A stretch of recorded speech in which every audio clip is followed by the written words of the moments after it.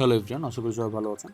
তো আজকের ভিডিওটা হচ্ছে আপনি ইউটিউবের কভার ফটো বা ইউটিউবের ভাষায় যেটাকে চ্যানেল আর্ট বলা হয় বা সেটা হচ্ছে বানাবেন কিভাবে মোবাইল দিয়ে। সো ভিডিওটা শেষ পর্যন্ত দেখতে থাকুন, তাহলে আপনি শিখতে পারবেন আপনি মোবাইল দিয়ে কিভাবে চ্যানেল আর্ট বানাবেন।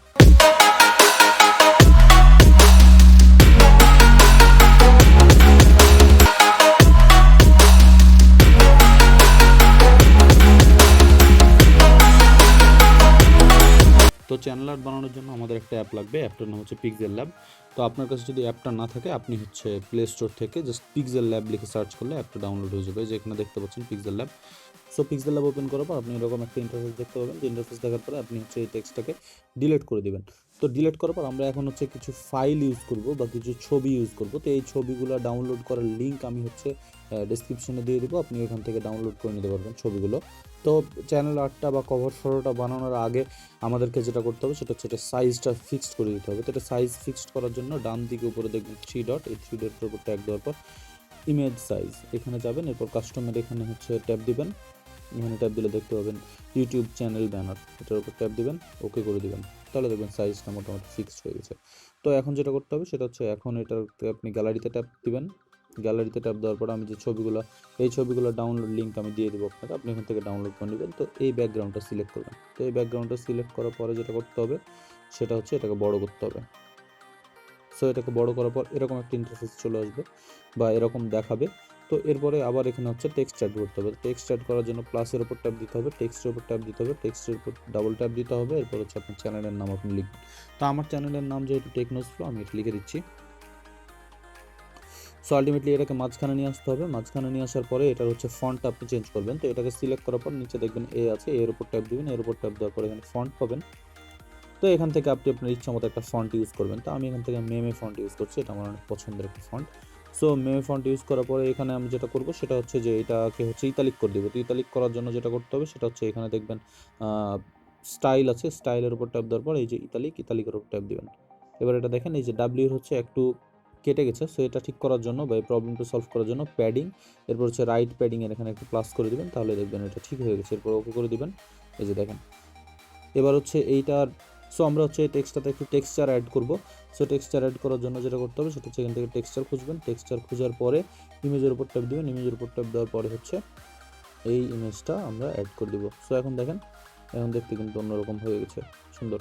সো এগুলোর প্রত্যেকটা লিঙ্ক আমি দিয়ে দেবো, আপনি ডিসক্রিপশন থেকে ডাউনলোড করে নেবেন।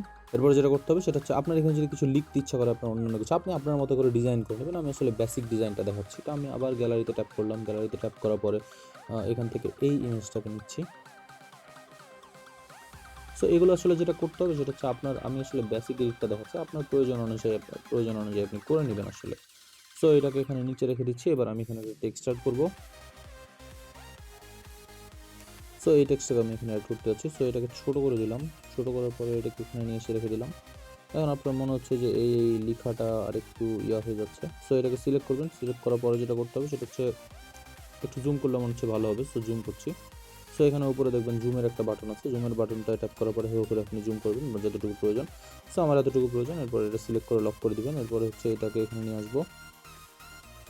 সো এখন দেখেন মোটামুটি ঠিক আছে। তো এখন এখানে যেটা হচ্ছে সেটা হচ্ছে যে এই রেডটা একটু নিচে নামাই দিতে হবে। এখন দেখেন মোটামুটি ঠিক আছে। এবার হচ্ছে আমরা জুম আউট করে ফেলবো। সো জুম আউট করার জন্য এই যে দেখেন জুম আউট হয়ে গেছে, লকটা অফ করে দিলাম। এবার যেটা করবো সেটা হচ্ছে যে আমি আমার আইকনগুলো অ্যাড করবো। সো এখান থেকে আমি আমার আইকনগুলো নিয়ে নিচ্ছি।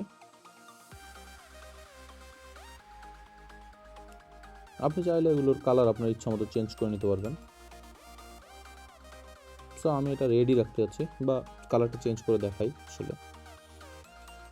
সো এখানে দেখবেন যে মাঝখানে এটা ট্যাপ দেওয়ার পরে আপনি দেখবেন এখানে কালার অপশনটা আছে, এই যে কালার। সো আপনি এখান থেকে কালার এনেবল করে দেওয়ার পর ইচ্ছা মতো কালার দিতে পারবেন। এই হচ্ছে কালার। সো আপনার যে এইটা কালারটা ইচ্ছা হয় আপনি সেটা রাখবেন। আমি এখানে কালার দিচ্ছি না, আমি এটা রাখছি, আমি রেড রাখছি। তো এরপর আপনি এখানে টেক্সট অ্যাড করবেন। সো আলটিমেটলি যেটা করতে হবে সেটা হচ্ছে টেক্সটের উপর ট্যাপ দিবেন। টেক্সটের উপর ট্যাপ দেওয়ার পরে স্ল্যাশ আপনার কোম্পানির নাম লিখবেন বা চ্যানেলের নাম লিখবেন। সো আমি এটাকে মোটামুটি একটু ছোট করে নিব,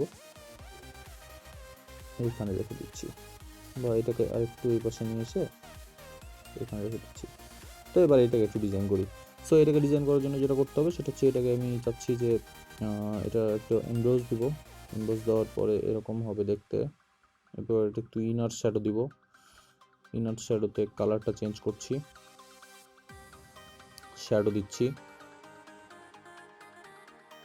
ওকে,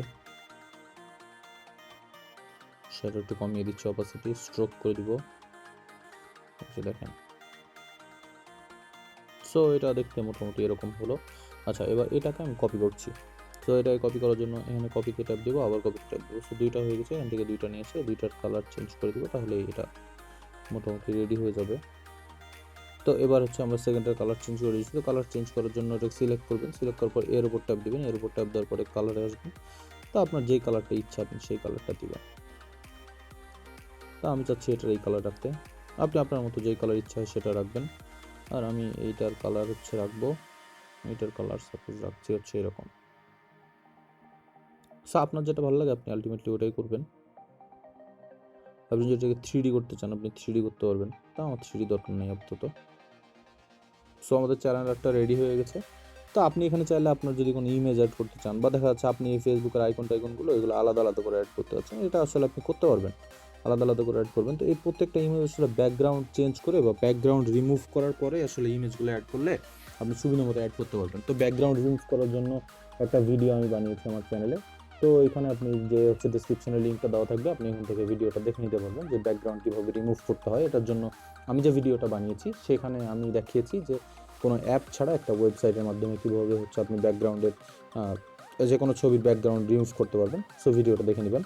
সো আপনার কিন্তু মোটামুটি ব্যানার রেডি, এখন এটাকে ডাউনলোড করতে হবে। তো এটা ডাউনলোড করার জন্য 3 ডটের উপর ট্যাপ দিবেন, এরপর এখান থেকে দেখবেন এক্সপোর্ট ইমেজ আছে, এক্সপোর্ট ইমেজের উপর ট্যাপ দিবেন। এরপর এখান থেকে ফরম্যাটটা হচ্ছে পিএনজি করে ফেলবেন, আর কোয়ালিটিটা করে দিবেন হচ্ছে আলট্রা। এরপর save two gallery, save two গ্যালারিতে ট্যাপ দিলে দেখবেন আপনার ছবিটা ডাউনলোড হয়ে গেছে। সো আপনার ছবি কিন্তু ডাউনলোড হয়ে গেছে। তো আপনি কিন্তু জেনে ফেললেন বা শিখে ফেললেন যে কীভাবে হচ্ছে একটা ইউটিউব চ্যানেলের চ্যানেল আর্ট বানাতে হয়। সো ভিডিওটা যদি ভালো লেগে থাকে একটা লাইক করে দেবেন, একটা সাবস্ক্রাইব করে দেবেন। Thank you.